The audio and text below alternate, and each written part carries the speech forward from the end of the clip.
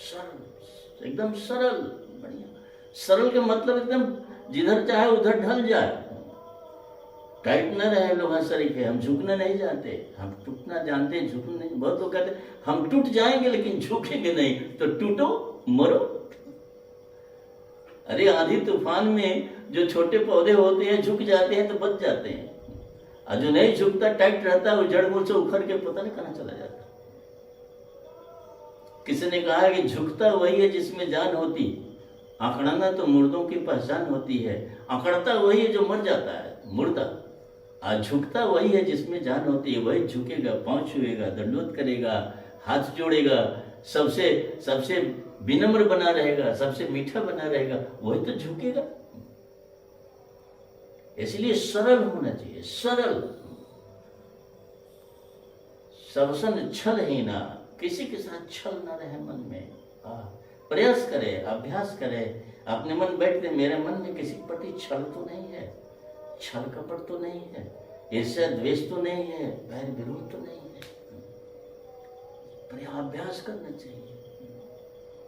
मम भरोसे हर्ष न देना, मेरा ही भरोसा करे। हृदय में न कभी किसी चीज को पा गए तो बड़ा हर्ष हो, कोई चीज खो गया तो बहुत दुखी हो गए ना।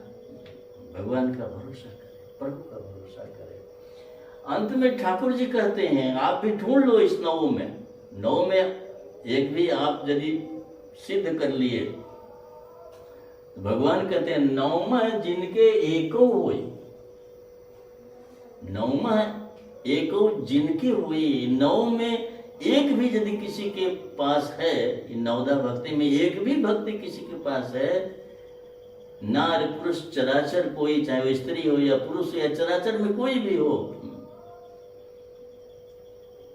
सोई अतिशय प्रिय भामिन मोरे, वह अतिशय मुझे प्रिय। हे मेरी शिवरी, वह मुझे अतिशय प्रिय है। इन नौ में एक भी किसी के अंदर हो, वो मुझे अतिशय प्रिय है। इसलिए हम लोगों को ढूंढना चाहिए नवदा भक्ति में, इसमें से एक भी तो हम अपना लें। एक भी, एक में भी अपने जीवन को ढालना शुरू कर दें। एक में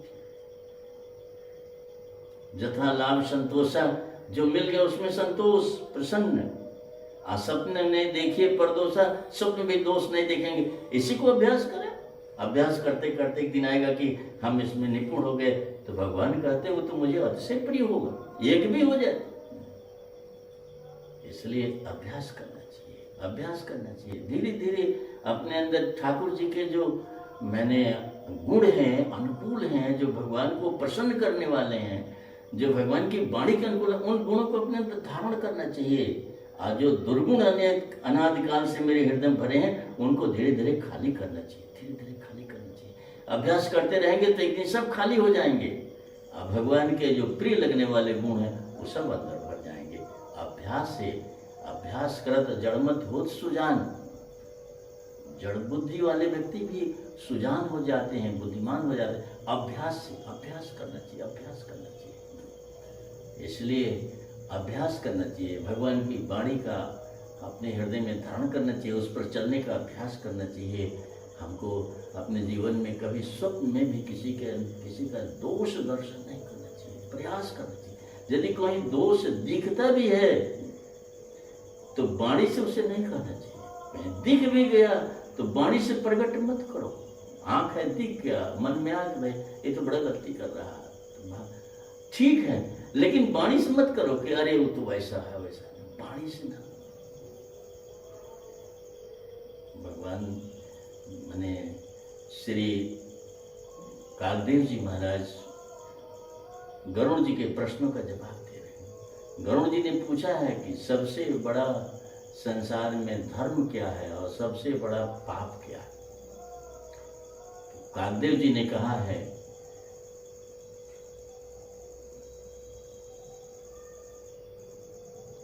परम धर्म श्रुति विदित अहिंसा। परम धर्म श्रुति विदित अहिंसा।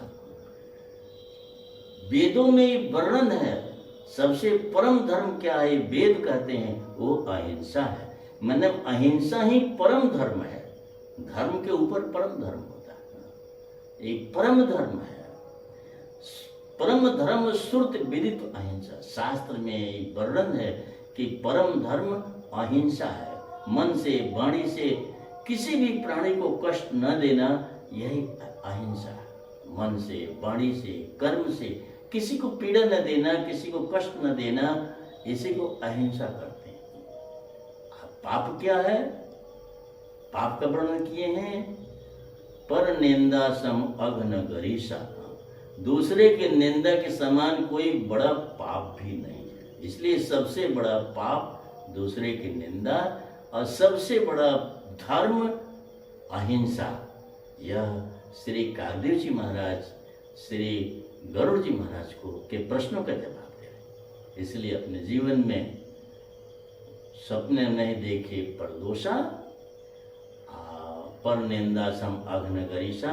इसको धारण करके, इसको अभ्यास करके, इसको अपने अंदर जो है इसको निकालना चाहिए, निकाल के बाहर करना चाहिए और भगवान के लायक बनना चाहिए। ठाकुर जी के हृदय में हमारा स्थान बने, हम भगवान को प्रिय बने, अपने जीवन को ऐसे ढालना चाहिए। श्री सीताराम जी महाराज की जय। श्री राधा कृष्ण भगवान की जय। श्री सद्गुरुदेव भगवान की जय। सब संत भगवान की जय। जय जय सीताराम।